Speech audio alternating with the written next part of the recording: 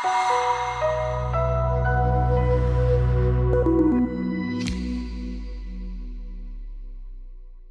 morning, everybody, and thank you for being here with us for the monthly update on the Hedge Invest Numa Credit Fund. September was a positive month for us, although quite volatile. On our strategies, the most profitable was the event strategy. We concluded the transaction on BSKB. It was quite a successful transaction for us. BSKB eventually got acquired by Comcast. We are completely out of the position now. We also fine-tuned the position on Fox Disney as a corollary to the BSKB position, and we're still quite involved on Shire Takeda.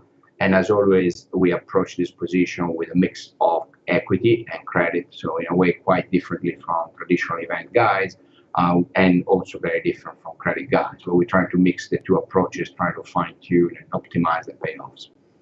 We very much like the event space. We think it's going to be many more transactions coming through.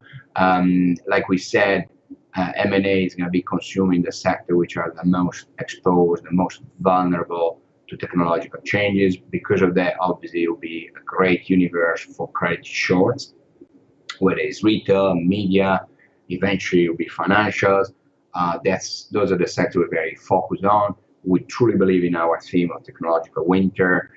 That's going to create a lot of M&A at the beginning with a lot of excitement, but then eventually there'll be a lot of problems, a lot of vulnerabilities, a lot of issues in many sectors.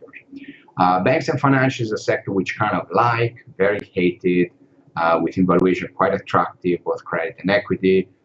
We think there is definitely an increase in interest rates coming. Europe is very much far behind US, but eventually will catch up. There is a restriction of monetary condition across the globe. There is a lot of pressure from the commodity complex with oil comfortably above 80. There is a lot of pressure on the labor market. We think rates will go up. We think banks have restructured quite aggressively across the globe, and I think they will benefit from the increase in interest rates on one side. On the other side, there will be some speculation of M&A, although we don't see any deals in a very short period. So banks remains attractive for us. We're very skeptical about interest rate sensitivity, security like AT1, but at the same time, we're quite comfortable with credit spread in general for banks and financials, and that's where we sort of position as probably the only true long in credit that we have right now. On the macro side, obviously, macro has been very volatile, especially the last day of the month. Last week with the new budget coming from Italy. Away from Italy, which we think will have a very healthy and interesting dialogue with the European Commission in the next few weeks, we think there is a big theme here, which is what we call the tightening of monetary condition, this global tightening, this quantitative tightening, which is coming across the entire world. We think there is a lot more to come from there. The Fed is going to keep on going. The European Union and the ECB, they just started. This is the first month where the ECB will cut their QE purchase quite aggressively to then finish with zero at the end of the year. We think that will create a lot of tremors, a lot of waves through the risky assets universe. And because of that, we're positioned with long tail hedges. They've been expensive. Obviously, we've been losing money on those.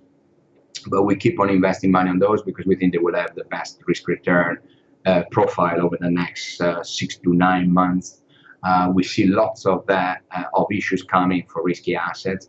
I think specifically for Europe, obviously, there is a massive combination of tension between Italy, UK with Brexit, European election in May next year.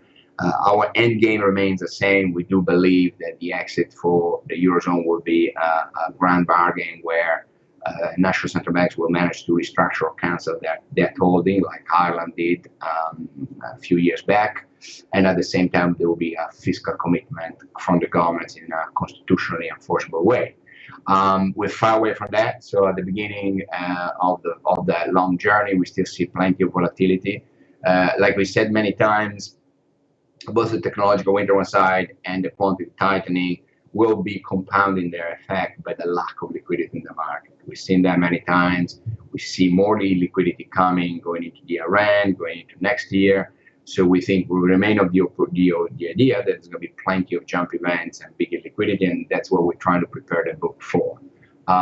We very much like the market condition now. I think there's plenty of opportunity coming up.